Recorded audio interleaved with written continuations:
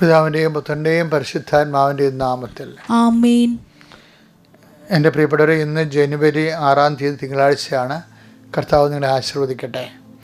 അമ്മേ, പരിശുദ്ധ അമ്മേ, അമ്മേ പരിശുദ്ധ ദൈവമാതാവേ, അന്ന് അങ്ങ് കൃപാസനത്തിൽ പ്രത്യക്ഷപ്പെട്ട് വരാൻ പോകുന്ന മഹാദുരന്തത്തിൽ നിന്ന് രക്ഷപ്പെടാനും എല്ലാവർക്കും വേണ്ടി പ്രാർത്ഥിക്കുവാനും ആവശ്യപ്പെട്ടിട്ട് 20 വർഷം തികയുന്ന ഈ വേളയിൽ കൃപാസനത്തിലൂടെ ഞങ്ങൾക്ക് ഈ ദേശത്തിനും അങ്ങ് മധ്യസ്ഥം തേടി തന്ന എല്ലാ അനുഗ്രഹങ്ങൾക്കും കൃപകൾക്കും ഞങ്ങളിപ്പോൾ ഹൃദയം നിറഞ്ഞ നന്ദി പറയുന്നു. അമ്മേ പരിശുദ്ധമ്മേ, ജപമാല മാതാവേ, സകല കൃപാസനം പ്രാർത്ഥനയോടും ചേർത്ത് ഞങ്ങളിപ്പോൾ പ്രാർത്ഥിക്കുന്ന ഈ കുടുംബത്തിന്റെ പ്രത്യേക നിയോഗം.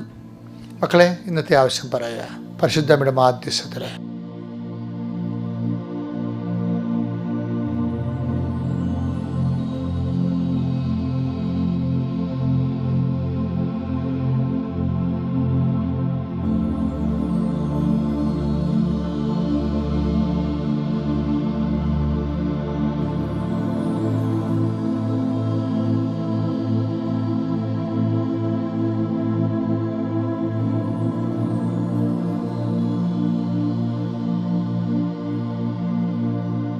അമ്മയുടെ പ്രത്യക്ഷീകരണത്തിന്റെ ഈ ദ്വാദശക വേളയിൽ ഞങ്ങൾക്ക് സാധിച്ചു തരുവാൻ കനിയണമേ. ആമേൻ. വിശ്വാസ പ്രമാണം. സർവശക്തനായ പിതാവും ആകാശത്തിന്റെയും ഭൂമിയുടെയും സൃഷ്ടാവുമായ ദൈവത്തിൽ ഞാൻ വിശ്വസിക്കുന്നു. അവിടുത്തെ ഏകപുത്രനും ഞങ്ങളുടെ കർത്താവുമായ ഈശോമിശിഹായിലും ഞാൻ വിശ്വസിക്കുന്നു. ഈ പുത്രൻ പരിശുദ്ധാത്മാവിനാൽ ഗർഭസ്ഥനായി കന്യകാമറിയത്തിൽ നിന്ന് പിറന്ന് പൊന്തിയോസ് പീലാത്തോസിന്റെ കാലത്ത് പീഡകൾ സഹിച്ച് കുരിശിൽ തറയ്ക്കപ്പെട്ട് മരിച്ച് അടക്കപ്പെട്ട് പാതാളങ്ങളിൽ ഇറങ്ങി മരിച്ചവരുടെ ഇടയിൽ നിന്ന് 3-ാം നാൾ ഉയർത്ത് സ്വർഗത്തിലേക്ക് എഴുന്നള്ളി സർവശക്തിയുള്ള പിതാവായ ദൈവത്തിന്റെ വലതുഭാഗത്തിരിക്കുന്നു. അവിടെ നിന്ന് ജീവിക്കുന്നവരെയും മരിച്ചവരെയും വിധിക്കുവാൻ വരുമെന്നും ഞാൻ വിശ്വസിക്കുന്നു. പരിശുദ്ധാത്മാവിലും ഞാൻ വിശ്വസിക്കുന്നു. വിശുദ്ധ കത്തോലിക്കാ സഭയിലും പുണ്യവാന്മാരുടെ ഐക്യത്തിലും പാപങ്ങളുടെ മോചനത്തിലും ശരീരത്തിന്റെ ഉയർപ്പിലും നിത്യമായ ജീവിതത്തിലും ഞാൻ വിശ്വസിക്കുന്നു. ആമേൻ. സുഖസ്ഥനായ ഞങ്ങളുടെ പിതാവേ, അങ്ങയുടെ നാമം പൂജിതമാകണമേ. അങ്ങയുടെ രാജ്യം വരണമേ. അങ്ങയുടെ തിരുമനസ് സ്വർഗത്തിലെ പോലെ ഭൂമിയിലും ആകണമേ. അന്നു വേണ്ടുന്ന ആഹാരം ഇന്ന് ഞങ്ങൾക്ക് തരണമേ. ഞങ്ങളോട് തെറ്റ് ചെയ്യുന്നവരോട് ഞങ്ങൾ ക്ഷമിക്കുന്നത് പോലെ ഞങ്ങളുടെ തെറ്റുകൾ ഞങ്ങളോടും ക്ഷമിക്കണമേ.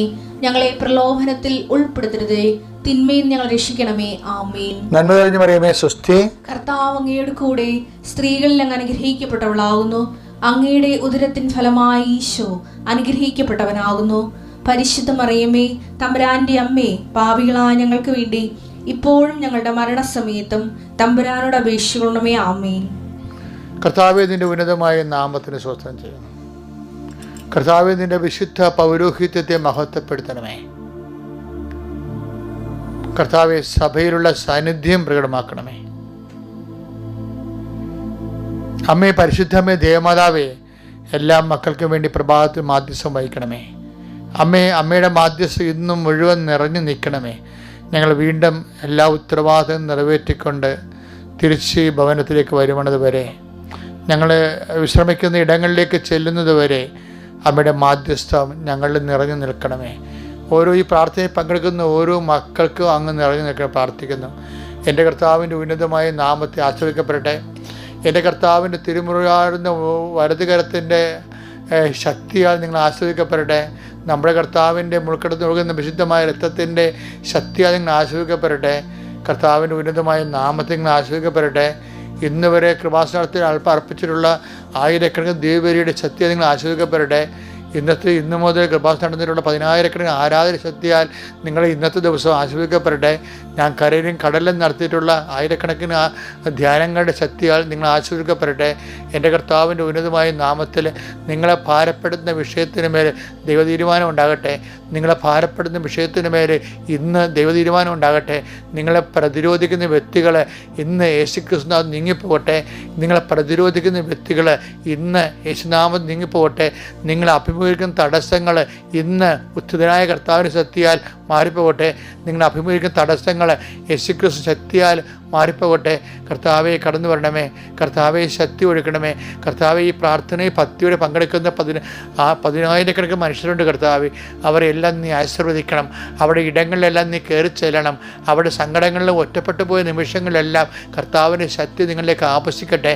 കർത്താവെ നിങ്ങളുടെ മക്കളെ നിങ്ങളുടെ സാമ്പത്തികമായ ജീവിത വിഷയങ്ങൾ, നിങ്ങളുടെ കുടുംബത്തിലുണ്ടാകുന്ന മക്കളെക്കുറിച്ചുള്ള വേദനകൾ, ജീവിത പങ്കാളിയെക്കുറിച്ചുള്ള നൊമ്പരങ്ങൾ, നിൻ്റെ ഭവനത്തെ നിൻ്റെ പാർപ്പിടത്തെക്കുറിച്ചുള്ള സങ്കടങ്ങൾ, യേശുക്രിസ്തു നാമത്തിൽ അത് പരിഹരിക്കാനുള്ള നിൻ്റെ മുഴുവൻ ഉദ്യമങ്ങൾ, നിൻ്റെ വീട്ടിൽ വെള്ളം കയറാതെ തറ ഈർക്കാതെ നിൻ്റെ സ്ഥലങ്ങളെല്ലാം പല വ്യക്തികളും കുടുംബത്തിൽ പലതര ശ്വാസം മുട്ട അനുഭവിക്കുന്നുണ്ട്. ചില ആൾക്കാർ ചില സൈഡിലൊക്കെ കാട് വളർന്നു നിൽക്കുന്ന കാരണം അതിന് ഉടയക്കാരെ വെട്ടണമില്ല. പാമ്പുകളെല്ലാം നമ്മുടെ വീട്ടിൽ കയറി വരുന്നു, പറഞ്ഞിട്ട് കേൾക്കണമില്ല. അങ്ങനെ വിഷമിക്കുന്നവരുണ്ട്. അതുപോലെ തന്നെ മറ്റുള്ളവരൊക്കെ തീയും പുകയൊക്കെ ഇടുമ്പോഴും, അതുപോലെ സമീപത്തുള്ള ഫാക്ടറികളിൽ നിന്നുമൊക്കെ എല്ലാം, അതുപോലെ തന്നെ മറ്റു തരത്തിലുള്ള മൃഗങ്ങളെയും മറ്റു ജീവികളെയും വളർത്തുന്ന മൂലം, അതുപോലെ തന്നെ പൊടിയുടെ യന്ത്രങ്ങൾ മൂലമൊക്കെ ഒത്തിരി പൊടിയും ശ്വാസവും മുട്ടി കർത്താവ് പലതരത്തിൽ ചില സ്വരത്തിലൊക്കെ പാട്ട് വെച്ചിട്ട് മക്കൾക്ക് പഠിക്കാൻ പോലും പറ്റാത്ത രീതിയിൽ ഇങ്ങനെ ഇവിടുന്ന് എവിടെയെങ്കിലും വിറ്റ് ചുട്ട് എവിടെയെങ്കിലും പോയി ഒളിച്ചാൽ മതിയെന്ന് വിചാരിച്ചുകൊണ്ട് സങ്കടപ്പെടുന്നവർ, ശ്വാസം മുട്ടി മനസ്സ് മടുത്ത് ജീവിക്കുന്നവരുണ്ട്. ഈശോയെ, അവരെ എല്ലാം നീ ആശീർവദിക്കണം. അവരെ എല്ലാം സാഹചര്യം പൊക്കിയെടുത്തുകൊണ്ട് വരണം കർത്താവെ. പലരും കർത്താവെ പലതരത്തിലുള്ള മലീമസമായ ജീവിത സാഹചര്യങ്ങളിൽ പെട്ടുപോയിരിക്കുന്നവരുണ്ട് ഈശോയെ. ചിലർക്ക് വഴിയില്ല, ചിലർക്ക് മണിക്കൂറുകളും നടക്കണം ചില കാര്യങ്ങൾ നേടാൻ വേണ്ടി. അങ്ങനെയുള്ള ജീവിത സാഹചര്യങ്ങളിൽ ദുരിതം അനുഭവിക്കുന്നുണ്ട് ഈശോയെ. ചിലർ മലമുകളിൽ താമസിക്കുന്നു, ചിലർ കടലറ്റത്ത് താമസിക്കുന്നു. അത് ക്ഷോഭകാലങ്ങളിൽ എല്ലാം എപ്പോഴും വിറങ്ങലിച്ച് ജീവിക്കുന്നു. ചിലർ ജോലി കാരണം ആ ജോലി ഇനി ചെയ്ത് മുന്നോട്ട് പോകാൻ പറ്റാത്ത അവസ്ഥ വരുന്നു. പക്ഷേ അത് ജീവിക്കാൻ മാർഗമില്ലാതെ വരുന്നു. കർത്താവ് ഓരോരോ ദുരിതങ്ങൾ അനുഭവിക്കുന്നവരെല്ലാം 1-4 അനുസരിച്ച് കൊണ്ട് help those who have all kind of troubles, എല്ലാ തരത്തിലും ദുരിതം അനുഭവിക്കുന്നവരെ സഹായിക്കാൻ പറഞ്ഞ ദൈവത്തിൻ്റെ സഹായഹസ്തം നിങ്ങളെ ആവശ്യിക്കട്ടെ എന്ന് പ്രാർത്ഥിക്കുന്നു. മക്കളെക്കുറിച്ച് വേവലാതി കൊള്ളുന്നവർ, പഠിക്കണത് തലക്കയറുന്നില്ല, പഠിക്കുന്ന പരീക്ഷ കിട്ടുന്നില്ല, ക്ലാസ്സിൽ എപ്പോഴും ആക്ഷേപപാത്രമാകുന്നു, ക്ലാസ്സിലെപ്പോഴും മാർക്ക് കുറഞ്ഞു പോകുന്നു, ഇനി ആ സ്കൂളിൽ പഠിക്കണില്ല, അവിടെ പോകുന്നില്ല എന്നൊക്കെ പറഞ്ഞുകൊണ്ട് മാസങ്ങളായിട്ട് ഡിപ്രഷൻ അടിച്ച് പഠനം മുടക്കിയിരിക്കുന്ന മക്കളെ കർത്താവ് നീ ആശീർവദിക്കാൻ പ്രാർത്ഥിക്കുന്നു. കർത്താവ് തമ്മിൽ പറഞ്ഞ വഴക്ക് ഒരിക്കലും ശ്രമിക്കാൻ പറ്റുന്നില്ല. ഇനി വഴക്കൊന്നും വേണ്ട, ഒരുമിച്ച് സഹിച്ചു പോകാമെന്നൊക്കെ പറഞ്ഞാലും സഹിക്കാൻ പറ്റാത്ത രീതിയിൽ എപ്പോഴും വിഷയങ്ങളുണ്ടാകുന്ന പൊട്ടിത്തെറിക്കുന്ന കുടുംബങ്ങളിൽ കർത്താവ് നീ കയറി ചെല്ലുന്ന പ്രാർത്ഥിക്കുന്നു. എൻ്റെ കർത്താവിൻ്റെ മാസങ്ങളായി വർഷങ്ങളായി പലതരത്തിലുള്ള സന്ധിപ്പ് കിട്ടാത്ത പ്രായമായവരെ കാണിക്കുന്നുണ്ട്. അവർ കർത്താവ് വിവിധ പല സ്ഥലങ്ങളിൽ മാനസിക രോഗ ആശുപത്രികളിലും അതുപോലെ മനോരോഗ ആശുപത്രിയിലും കിടപ്പ് രോഗികളായിട്ടുള്ളവർ കർത്താവ് പല രോഗങ്ങളെക്കുറിച്ച് കർത്താവ് രാത്രി എങ്ങനെ കഴിച്ചു കൂട്ടും, ഇന്ന് ആ രാത്രി രോഗം വരല്ലേ എന്നൊക്കെ ഓർത്തുകൊണ്ട് വേവലാതി കൊണ്ട് കണ്ണീരോടെ പ്രാർത്ഥിക്കുന്ന മക്കളെ നീ സന്ധിക്കണമേ. എൻ്റെ കർത്താവിൻ്റെ ഉന്നതമായ നാമത്തിൽ സഭയുടെ അധികാരത്തെ കുരിശിൻ്റെ അടയാളം ദൈവശക്തിയാൽ ഈ നിമിഷം ദൈവത്തിൻ്റെ കാറ്റ് നിങ്ങളിലേക്ക് ആവശ്യിക്കട്ടെ.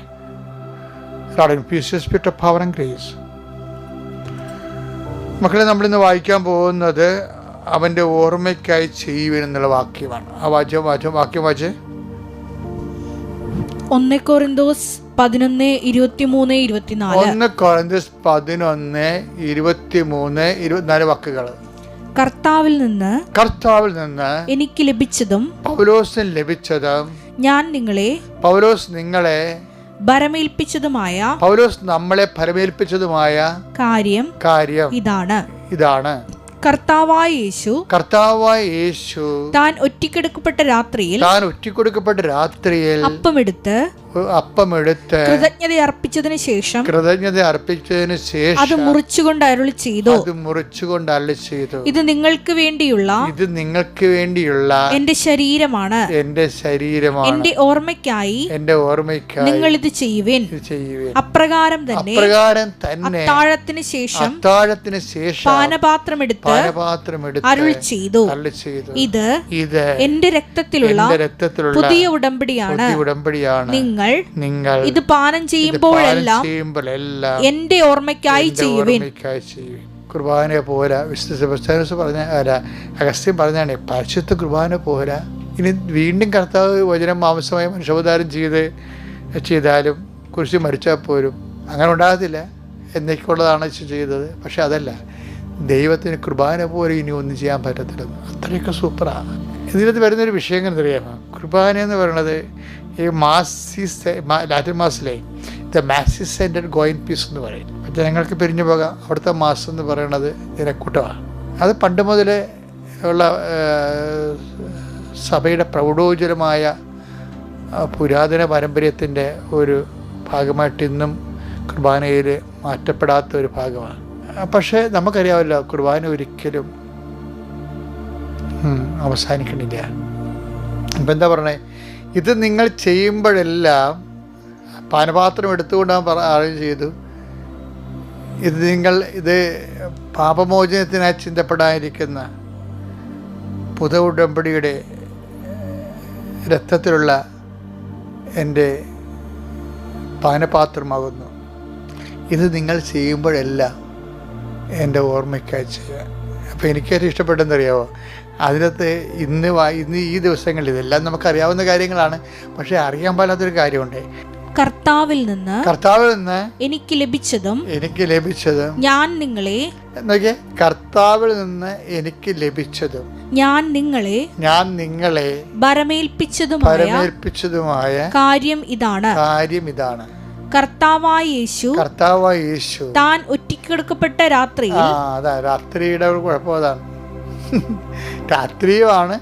പിന്നെ എന്താണ്, രാത്രി നല്ല കാര്യമല്ലല്ലോ, കാണാൻ പോലാത്ത രാത്രി, ഇരുട്ടായ രാത്രി. ഇരുട്ടുമ്പോഴാണല്ലേ ഒറ്റക്കൊടുക്കപ്പൊക്കെ വരുന്നത്.